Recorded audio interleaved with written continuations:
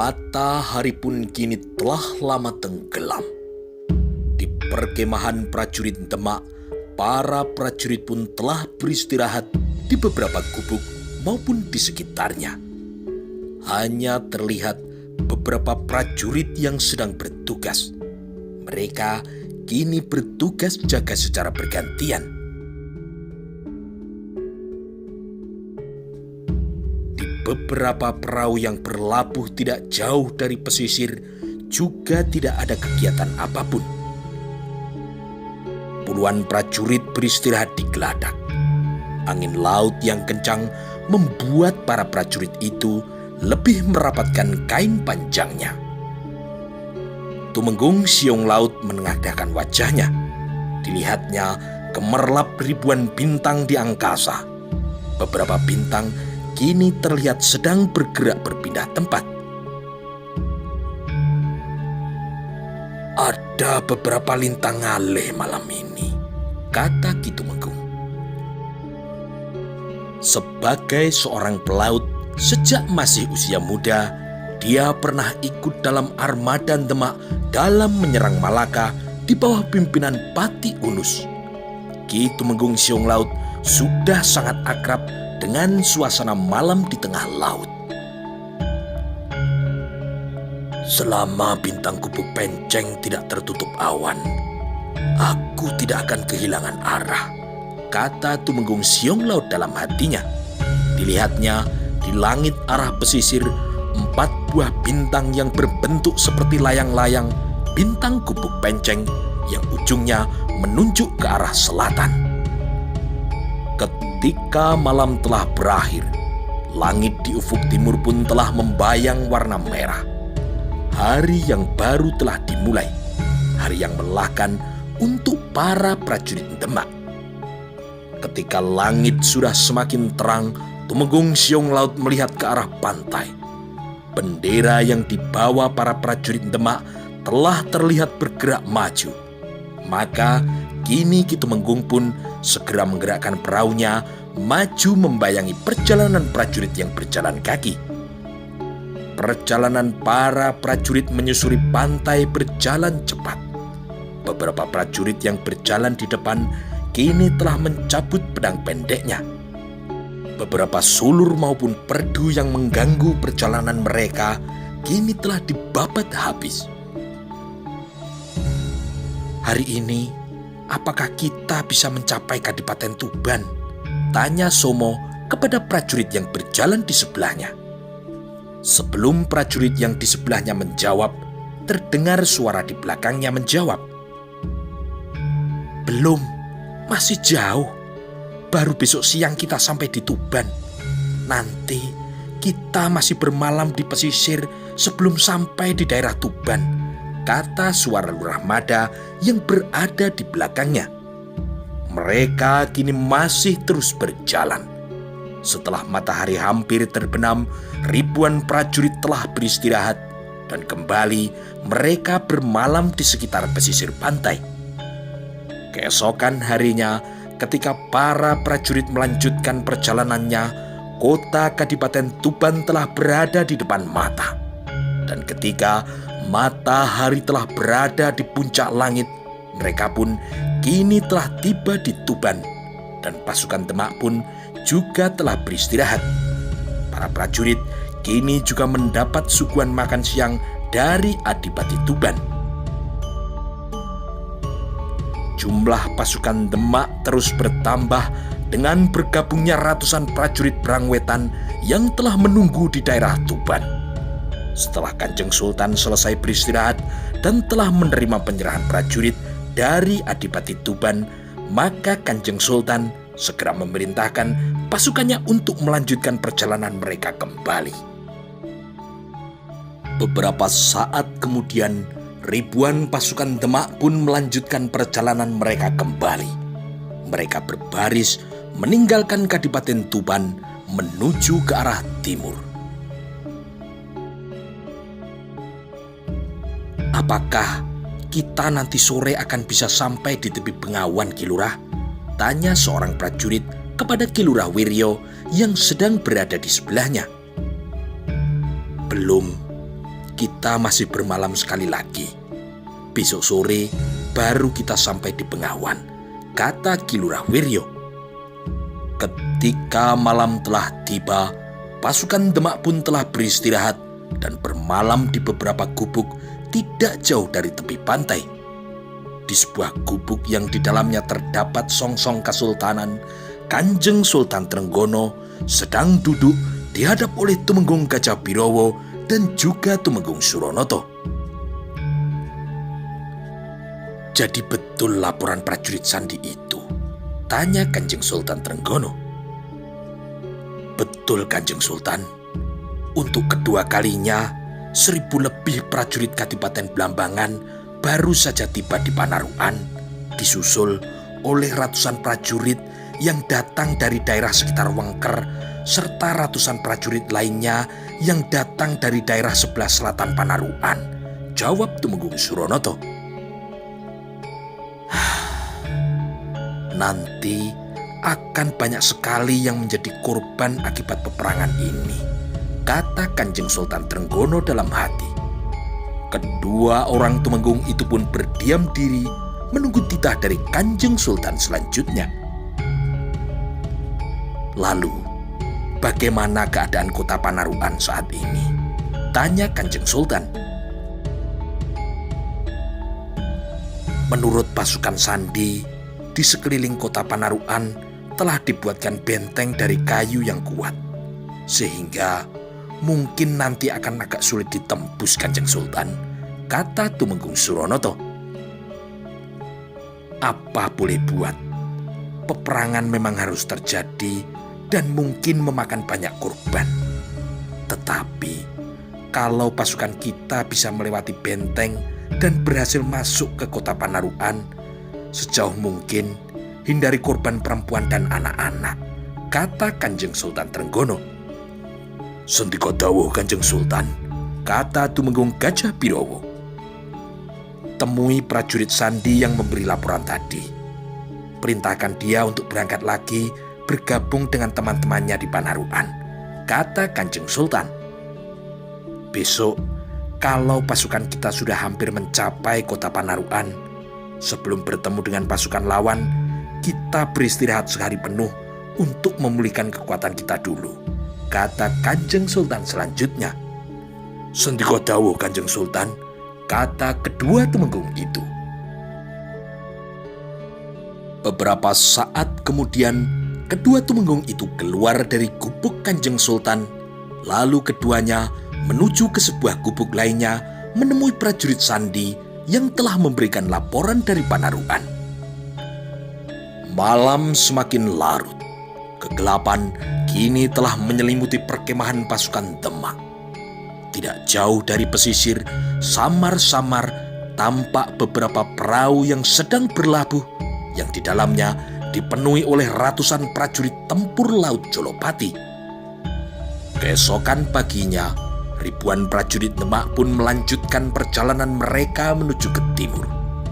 Setelah beristirahat beberapa kali dan pada saat matahari telah condong ke barat, maka sebentar lagi pasukan Demak akan tiba di tepi Bengawan. Mereka berjalan agak sedikit berbelok ke selatan, sehingga lebar Bengawan yang akan diseberangi tidak selebar jarak yang berada di muara.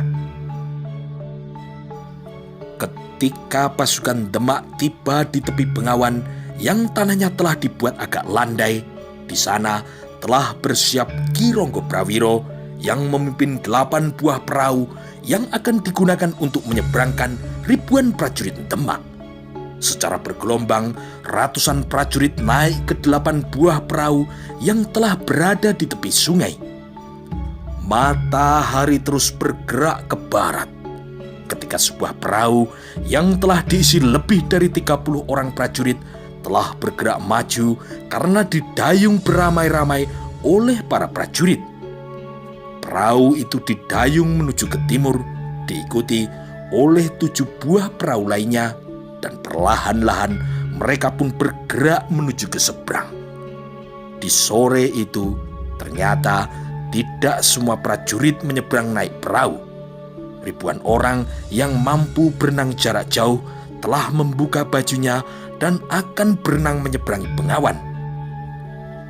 Tumpak dan Somo juga membuka baju keprajuritannya. Mereka kini akan menyeberangi bengawan dengan berenang beramai-ramai. Dulu, waktu pendadaran menjadi prajurit Wirotamtomo, aku mampu menyeberangi sungai Tuntang 5 kali tanpa henti, kata Somo. Aku juga. Waktu itu kita bersama-sama mengikuti pendadaran prajurit Wirotamtomo kan Somo, kata Tumpak. Somo menganggukkan kepalanya dan ia pun kemudian berkata lagi, apakah di sekitar tempat ini masih terdapat beberapa ekor buaya? Di daerah ini tidak ada buaya. Buaya biasanya berada di sebuah gedung yang airnya cukup tenang, atau digerumbul di tepi sungai. Bukan di sini. Tempat ini terlalu dekat ke muara. Buaya tidak akan tahan di air payau, kata Tumpak.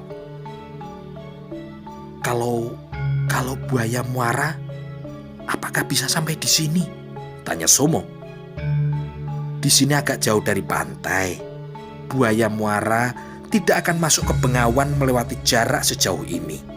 Apalagi air bengawan ini mengalir ke laut. Tetapi kalau air laut sedang pasang, itu yang berbahaya. Mungkin buaya muara bisa sampai di sini. Buaya-buaya itu bisa mengikuti air laut yang mengalir masuk ke bengawan. Lanjut kata Tumpak. Nanti malam, di mana para prajurit akan beristirahat, Tumpak? Tanya Somo. Di seberang. Di sana sudah dibangun beberapa gubuk untuk bermalam, jawab Tumpak sambil telunjuknya menunjuk ke seberang. Para prajurit yang akan berenang sudah banyak yang melepaskan busana keprajuritan mereka. Kini mereka hanya memakai celana pendek. Pakaian keprajuritan mereka dimasukkan ke dalam bungkusan dan dititipkan kepada prajurit lainnya yang naik perahu ke penyeberangan. Setelah itu, mulailah ribuan prajurit Demak terjun ke bengawan, berenang, berusaha mencapai tepi sungai sebelah timur. Ayo, kita berenang sekarang, kata Tumpak sambil melangkah menuju ke tepi bengawan. Sesaat kemudian, kedua prajurit Wirotamtomo, yaitu Tumpak dan Somo, terjun ke bengawan yang airnya mengalir perlahan. Keduanya bersama dengan para prajurit lainnya dengan cepat berenang menuju ke seberang. Somo dan Tumpak pun mengerahkan semua kekuatannya untuk bisa mencapai tepi sebelah timur dari sebuah bengawan yang lebar. Mereka pun menggerakkan kedua tangan secara bergantian, mendayung ke kanan, mendayung ke kiri, sambil menarik nafas ke samping. Meskipun agak lama, tetapi akhirnya mereka berdua sampai juga ke seberang bengawan. Dan ketika mereka sudah sampai di tepian, maka mereka pun duduk melepaskan lelah sambil menunggu perahu yang membawa pakaian mereka. Di arah timur, di kejauhan, di sebuah tanah lapang yang agak luas, terlihatlah beberapa gubuk yang telah dibangun untuk beristirahat para prajurit. Kita bermalam di sana, kata Somo. Ya, mari kita ambil pakaian kita, Somo, sahut Tumpak sambil berdiri menuju perahu yang baru saja menepi. Keduanya kemudian menemui prajurit yang membawa bungkusan mereka, lalu mereka pun kemudian berjalan menuju gubuk tempat bermalam bagi para prajurit. Ketika langit perlahan-lahan menjadi suram, di kedua sisi bengawan terlihat beberapa prajurit telah membuat perapian yang dapat terlihat dari jauh. Dengan berpedoman melihat api yang menyala di kedua sisi bengawan, 8 buah perahu masih hilir mudik menyeberangkan para prajurit Demak. Sedikit demi sedikit, akhirnya ketika malam semakin dalam, selesailah upaya penyeberangan yang melelahkan. Kanjeng Sultan Trenggono juga telah berhasil menyeberang. Kemudian beliau berjalan ke timur menuju ke sebuah gubuk diiringi oleh kedua tumenggung yang menjadi benteng Kesultanan Demak. Demikianlah beberapa hari kemudian, setelah melewati Gresik dan Surabaya, maka ribuan prajurit Demak telah tiba di sebuah pantai yang pasirnya berwarna putih. Pasukan kita bertambah banyak, kata Ki Lurah Wiryo kepada para prajurit Wiro Tamtomo yang berjalan di sebelahnya. Betul, Ki Lurah. Kita mendapat tambahan ratusan prajurit lagi dari Surabaya. Bahkan Bupati Surabaya pun ikut juga berangkat ke Panarukan, kata Ki Lurah Wiryo selanjutnya. Iya, betul sekali Ki Lurah, saut prajurit itu sambil terus berjalan menyusuri pantai. Di belakangnya berjalan pula beberapa prajurit Wiro Tamtomo yang lain. Pasir di pantai ini warnanya berbeda dengan pantai di daerah Demak, kata Tumpak. Iya, pasirnya berwarna putih, kata prajurit di sebelahnya. Di daerah Demak, pasir pantainya hanya pasir biasa saja. Bahkan ada yang berupa lumpur, sahut prajurit yang lain. Para prajurit pun masih terus berjalan di pesisir menuju ke timur. Pasukan Demak pun masih bergerak seperti seekor ular yang panjang. Beberapa saat ketika matahari mendekati cakrawala, maka sampailah mereka di beberapa gubuk tempat untuk beristirahat malam ini. Besok kita beristirahat 1 hari penuh menjelang penyerangan ke Panarukan, Ki Panji, kata Tumenggung Gagak Nabrang kepada seorang perwira di sebelahnya. Perwira yang diajak berbicara adalah Ki Panji Kertopati. Kemudian Ki Panji Kertopati menjawab, "Baik Ki Tumenggung, kita nanti akan berkemah di depan hidung pasukan Panarukan dan pasukan Daring Belambangan," kata Ki Tumenggung selanjutnya. "Bagaimana kalau pada saat kita beristirahat, pasukan Panarukan bergerak menyerang kita?" tanya Ki Panji Kertopati. "Ya, kita tetap tidak boleh meninggalkan kewaspadaan. Di depan kita, mulai dari benteng kota Panarukan sampai di perkemahan, secara berantai telah kita siapkan para prajurit yang membawa anak panah Sendaren. Mereka akan melepaskan panah Sendaren sambung menyambung sehingga kita mempunyai kesempatan untuk mempersiapkan diri," kata Ki Tumenggung. "Baik Ki Tumenggung," kata Ki Panji Kertopati. "Nanti sampaikan kepada semua prajurit Wirobrojo supaya meningkatkan kewaspadaan. Bersiap untuk menghadapi serangan mendadak dari pasukan Panarukan," lanjut kata Tumenggung Gagak Nabrang. "Sendika dawuh Ki Tumenggung," kata Ki Panji Kertopati. Malam itu semua prajurit Demak beristirahat. Tumenggung Suropati dari pasukan Wiromanggolo telah menugaskan belasan prajuritnya yang membawa panah Sendaren dan panah api. Mereka bersiaga di garis lintas kedua pasukan. Para prajurit yang membawa panah Sendaren dan panah api bertugas bergantian mengawasi kalau ada peningkatan kegiatan dari para prajurit Panarukan. Sementara itu, di dalam benteng kota Panarukan, Tumenggung Jayorono yang menjadi pemimpin pasukan Panarukan sedang mempertimbangkan saran dari pimpinan pasukan Belambangan, yaitu Menak Alit. "Apakah tidak sebaiknya prajurit Trenggono yang sombong itu kita serang sekarang Ki Tumenggung?" kata Menak Alit. "Jangan Menak Alit. Kita masih menunggu bantuan lagi yang akan datang dari daerah sekitar Wengker." "Kabar itu betul Surokalong?" tanya Tumenggung Jayorono. "Leres Ki Tumenggung. Mereka agak terlambat. Besok mereka baru bisa sampai di sini," kata Surokalong yang berkumis tebal sekepal. pasukan Demak adalah pasukan segelar sepapan. Saat ini kita kalah dalam jumlah prajurit. Mudah-mudahan prajurit Demak belum akan menyerang besok pagi, kata Tumenggung Jayorono. Aku sudah tidak sabar lagi. Tugaskan aku sebagai salah satu senopati pengapit Ki Tumenggung. Akan kubunuh prajurit yang menjadi senopati pengapit pasukan Demak, kata Menak Alit. Baik Menak Alit, pada peperangan nanti kau akan kuangkat menjadi senopati pengapit di sayap kiri. Sedangkan Surakalong akan menjadi senopati pengapit di sayap kanan, kata Tumenggung Jayorono.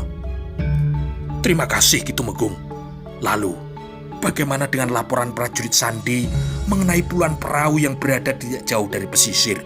Tanya Menak Alit.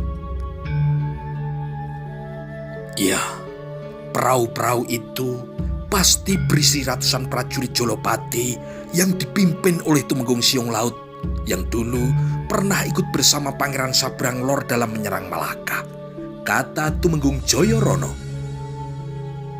Kita kalah jumlah prajurit Ki Tumenggung, kata Surakalong dengan suaranya yang berat.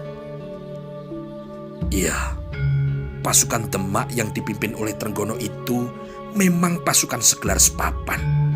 Karena itu, kita tunggu dulu bantuan yang akan datang besok sore, kata Tumenggung Jayorono. Menak Alit dan Surakalong pun menganggukkan kepalanya. Dan kini Ki Tumenggung melanjutkan pembicaraannya. Kedudukan kita pasti sudah diintai oleh pasukan Sandi Demak. Sama seperti yang kita juga lakukan dalam mengintai pasukan Demak di darat maupun di laut, kata Tumenggung Jayorono. Perhitungan Tumenggung Jayorono hampir sama dengan perhitungan para Tumenggung yang menjadi pimpinan prajurit Demak. Malam itu, puluhan prajurit Sandi dari kedua belah pihak telah disebar dan bersiaga dengan membawa panah sendaren dan panah api. Mereka berpencar di sekitar daerah yang diperkirakan akan menjadi jalur benturan kedua pasukan. Di perkemahan pasukan Demak, semua prajurit telah terlelap dalam tidurnya, kecuali para prajurit yang bertugas jaga. Mereka secara bergantian memandang langit sebelah timur kalau nanti ada lontaran nyala api ke udara atau mendengar suara anak panah sendaren. Maka kewajiban mereka adalah segera membangunkan seluruh prajurit yang ada di perkemahan. Malam semakin dalam, dan ketika lintang Panjerino telah bersinar semakin cemerlang, dan di ufuk timur sang surya mulai memancarkan sinarnya, maka terbangunlah semua penghuni perkemahan para prajurit Demak. Hari itu mereka beristirahat total untuk mengembalikan kekuatan mereka setelah sekian hari mereka berjalan kaki dari Kota Raja hingga hampir sampai di Panarukan. Di pagi hari, Kanjeng Sultan memerintahkan kepada Tumenggung Suronoto untuk memanggil Tumenggung Siung Laut yang berlabuh tidak jauh dari pesisir. Panggil Tumenggung Siung Laut sekarang, kata Kanjeng Sultan. Tumenggung Suronoto pun segera keluar dari gubuk, lalu memerintahkan kepada 2 orang prajurit untuk pergi ke tepi pantai dan mengibarkan bendera kuning, bendera yang sewarna dengan warna songsong Kesultanan Demak. Kedua prajurit itu pun kemudian berangkat ke tepi pantai dengan membawa sebuah bendera kuning yang terikat di ujung sebuah galah. Ketika tiba di tepi pantai yang jaraknya tidak terlalu jauh dari perkemahan, maka dengan menggunakan kedua tangannya, bendera itu pun dikibar-kibarkan dan beberapa kali digerakkan ke kanan dan ke kiri. Beberapa saat kemudian, dari sebuah perahu yang berlabuh tidak jauh dari pesisir, diturunkan sebuah sampan kecil yang berisi Tumenggung Siung Laut bersama dengan 2 orang prajurit Jolopati yang bertugas mendayungnya. Dengan cepat, perahu kecil itu membawa Pandega pasukan tempur laut Jolopati meluncur menuju ke pesisir. Ketika matahari sudah memanjat langit semakin tinggi, di dalam sebuah gubuk, Kanjeng Sultan sedang dihadap oleh semua tumenggung dan beberapa orang panji. Para tumenggung semuanya yang menjadi agul-agul Kesultanan Demak, kata Kanjeng Sultan. "Dawuh dalem Kanjeng Sultan," jawab beberapa orang tumenggung. "Hari ini kita beristirahat sehari penuh, dan kita harapkan pasukan Panarukan belum bergerak menyerang kita hari ini. Besok pagi, kita yang akan bergerak menyerang mereka. Aku sendiri yang akan memimpin menjadi Senopati Agung." Tumenggung Gajah Birowo, Tumenggung Suronoto tetap berada di samping Senopati Agung, dan gelar perang yang akan kita gunakan adalah gelar Sapeturang. Tumenggung Suropati, "Dawuh dalem Kanjeng Sultan," kata Tumenggung Suropati, pandega pasukan Wiromanggolo. "Mulai sekarang, kau kuangkat menjadi Senopati Pengapit di sayap kiri. Kau yang akan memimpin pasukan yang berada di sebelah kiri," kata Kanjeng Sultan Trenggono. "Sendika dawuh Kanjeng Sultan," jawab Tumenggung Suropati yang merasa mendapat kehormatan menjadi seorang Senopati Pengapit. "Tumenggung Gagak Anabrang," kata Kanjeng Sultan Trenggono. "Dawuh dalem Kanjeng Sultan," kata Tumenggung Gagak Anabrang, pandega dari pasukan Wirobrojo. "Mulai sekarang, kau kuangkat menjadi Senopati Pengapit di sayap kanan. Kau yang akan memimpin pasukan yang berada di sebelah kanan," kata Kanjeng Sultan Trenggono. "Sendika dawuh Kanjeng Sultan," jawab Tumenggung Gagak Anabrang. "Tumenggung Siung Laut," kata Kanjeng Sultan. "Dawuh dalem Kanjeng Sultan," jawab Tumenggung Siung Laut. "Besok, prajurit Jolopati jangan tergesa-gesa menyerang dahulu. Tunggu perintahku," kata Kanjeng Sultan Trenggono. "Sendika dawuh Kanjeng Sultan," jawab Tumenggung Siung Laut.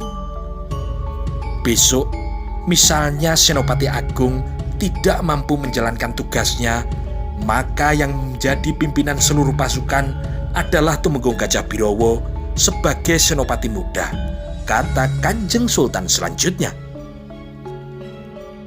Para tumenggung, kita belum tahu apakah gelar perang besok yang akan digunakan oleh pasukan Panarukan. Kemungkinan bisa saja gelar Garuda Nglayang atau Dirodometo.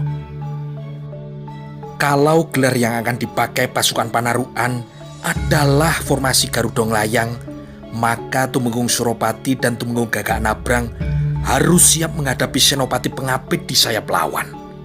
Mungkin nanti pasukan Panarukan menggunakan gelar perang yang lain. Namun, apapun gelar perang yang akan digunakannya, gelar perang Sapeturang harus siap menghadapinya, kata Kanjeng Sultan Trenggono. Pasukan Jolopati nanti akan menjadi ekor gelar Sapeturang. Mereka nanti akan menusuk dari samping di sayap kanan pasukan Panarukan. Pasukan kita akan berangkat besok pagi. Para tumenggung bersama para prajurit, saya harap mempersiapkan diri sebaik-baiknya, kata Kanjeng Sultan Trenggono. Setelah itu, pembicaraan pun selesai dan Kanjeng Sultan kemudian membubarkan para tumenggung, lalu mempersilahkan untuk kembali ke tempatnya semula. Para tumenggung kemudian keluar dari gubuk, tinggal Tumenggung Gajah Birowo dan juga Tumenggung Suronoto yang masih berada di dalam gubuk Kanjeng Sultan. Tumenggung Siung Laut kemudian menemui kedua prajurit Jolopati yang mengawalnya, lalu mereka bertiga naik ke dalam perahu kecil dan melajulah perahu itu menuju ke sebuah perahu yang besar yang berlabuh tidak jauh dari pesisir Panarukan. Matahari telah condong ke barat, sebentar lagi akan menyentuh cakrawala di langit.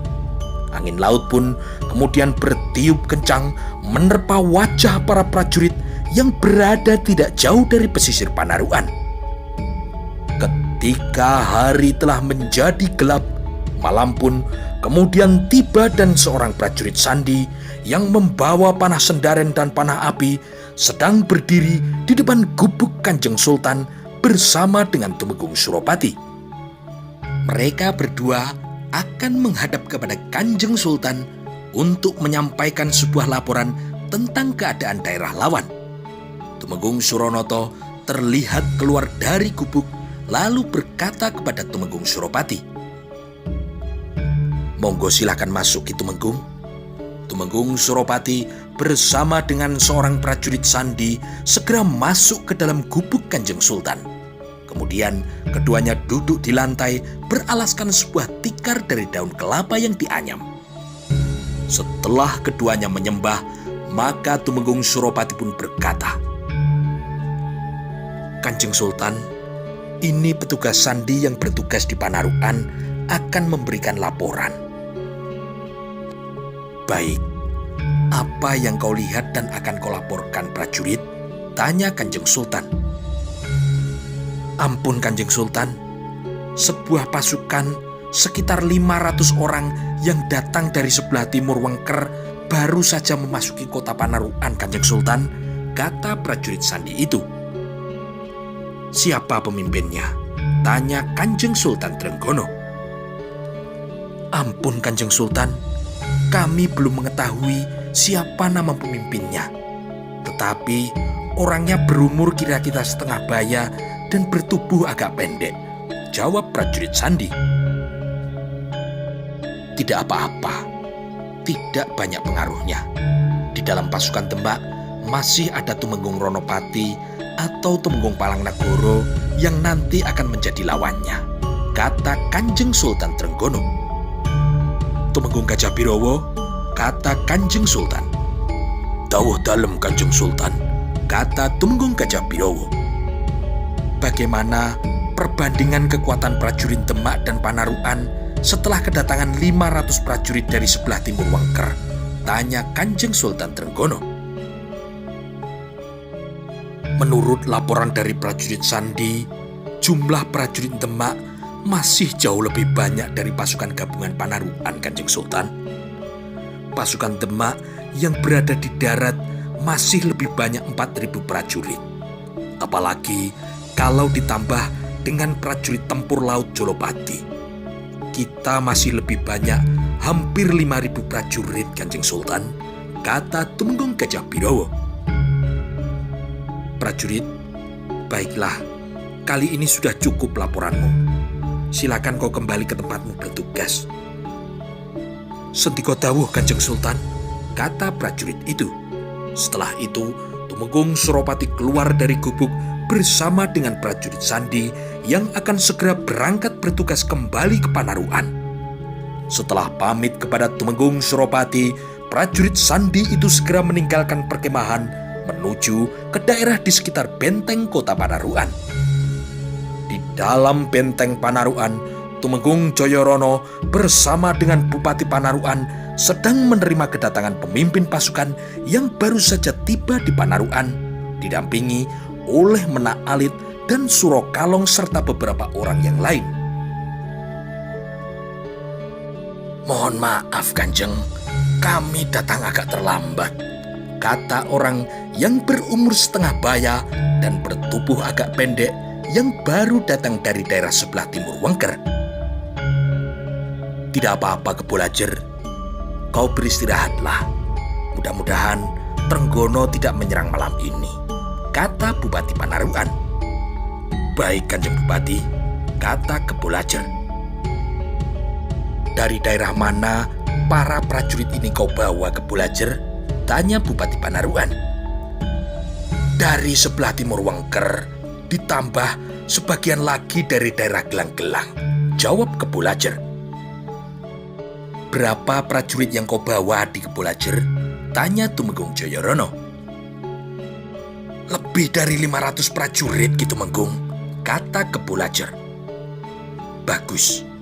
Meskipun pasukan gabungan di Panarukan lebih sedikit dari pasukan Demak, tetapi mudah-mudahan dalam kemampuan perorangan kita bisa lebih unggul," kata Tumenggung Joyorono. Malam semakin larut. Di dalam kota Panarukan, ribuan prajurit Panarukan ditambah dari Belambangan, Wengker, dan dari daerah gelang-gelang telah terlelap dalam tidurnya. Tetapi tidak sedikit dari mereka yang belum dapat memejamkan matanya karena mereka sadar besok pagi para prajurit akan menyabung nyawa di medan peperangan. "Tidurlah, besok kita akan bertempur," kata seorang prajurit gelang-gelang kepada seorang prajurit lainnya yang berbaring di sampingnya. "Iya, tapi kau juga belum tidur," kata prajurit di sebelahnya. Menjelang tengah malam, semua prajurit telah terlelap. Mereka berusaha untuk bisa tidur meskipun hanya beberapa saat saja, sehingga diharapkan pada waktu terbangun esok paginya, kekuatan mereka telah pulih kembali. Ketika fajar telah merekah di ufuk timur, maka semua prajurit di dalam benteng kota Panarukan telah bangun. Mereka kemudian segera membersihkan diri dan melakukan sarapan pagi, lalu mempersiapkan diri untuk terjun di pertempuran melawan pasukan dari Kesultanan Demak. Kesibukan para prajurit yang berada di dalam benteng kota Panarukan hampir sama dengan keadaan pasukan Demak yang beristirahat tidak jauh dari kota Panarukan. Setelah membersihkan dirinya, para prajurit Demak mendapatkan sarapan pagi berupa nasi yang hangat. Seorang prajurit Wiromanggolo terlihat sedang sarapan bersama dengan beberapa prajurit yang lain. "Makanlah yang kenyang, nanti kita akan bertempur sehari penuh. Makanan ini akan menjadi salah satu kekuatan kita untuk bertempur di peperangan," kata seorang prajurit. "Nasi ini terasa enak sekali," kata prajurit di sebelahnya. Prajurit yang berbicara pertama kali hanya menoleh. Ia pun sedang sibuk makan nasi hangat yang telah disediakan. "Mudah-mudahan ini bukan nasi terakhir yang aku makan," kata seorang prajurit lainnya.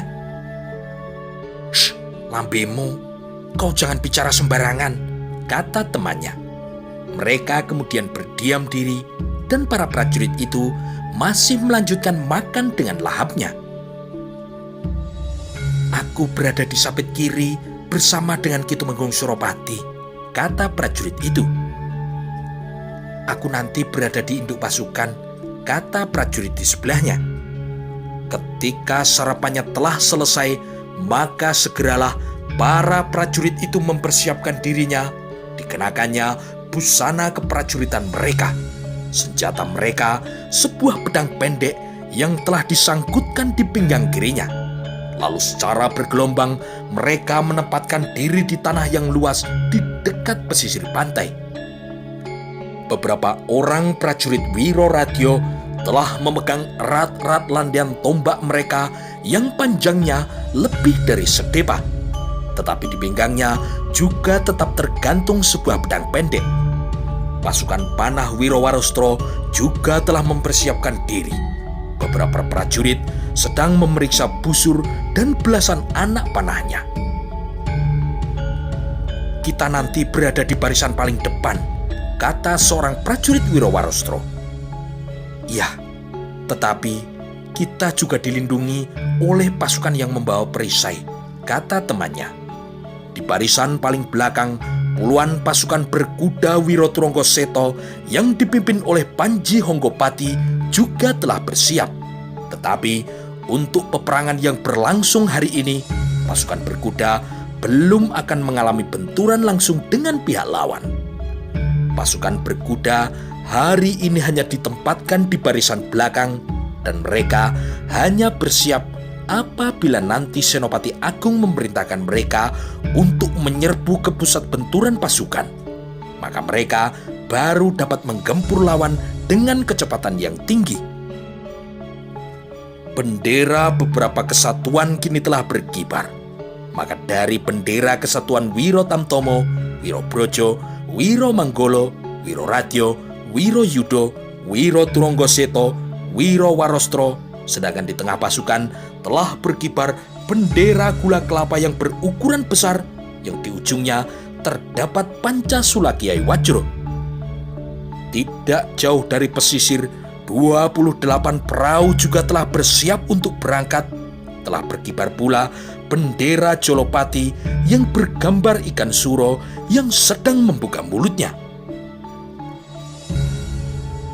Saat itu, Senopati Agung Kasultanan Demak, yaitu Kanjeng Sultan Trenggono, telah siap di depan gubuknya dengan memakai busana kesatrian, dan di dekatnya telah berkumpul para tumenggung. Kita tetap seperti rencana semula, memakai gelar Sapeturang, kata Senopati Agung. Tumenggung Palang Nagoro dan Tumenggung Ronopati. Dawuh dalem Kanjeng Sultan. Tumenggung Palang Nagoro nanti berada di sapit kiri, sedangkan Tumenggung Ronopati berada di sapit kanan.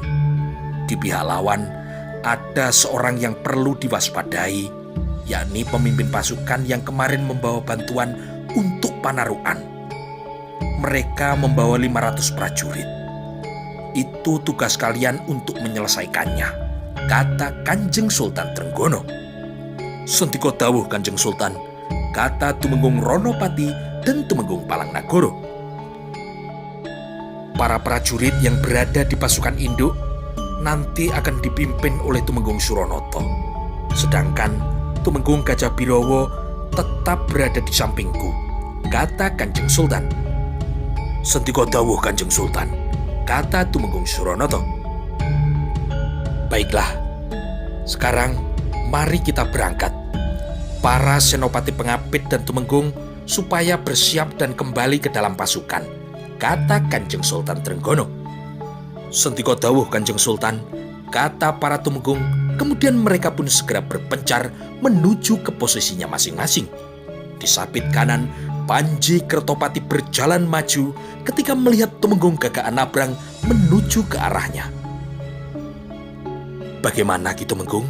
Tanya Ki Panji Kertopati. Kita tetap berada di sapit kanan Ki Panji, kata Tumenggung Gagak Anabrang. Baik Ki Tumenggung. Kalau nanti aku terikat oleh lawanku, kau yang ambil alih pimpinan di sapit kanan. Beri perintah yang penting kepada prajurit di sayap kanan, kata Tumenggung Gagak Anabrang kepada Ki Panji Kertopati. Tumenggung Ronopati nanti juga berada di sapit kanan bersama kita. Ki Tumenggung akan bertugas mencari pemimpin lawan di sayap kiri pasukan Panarukan. Lanjut kata Tumenggung Gagak Anabrang.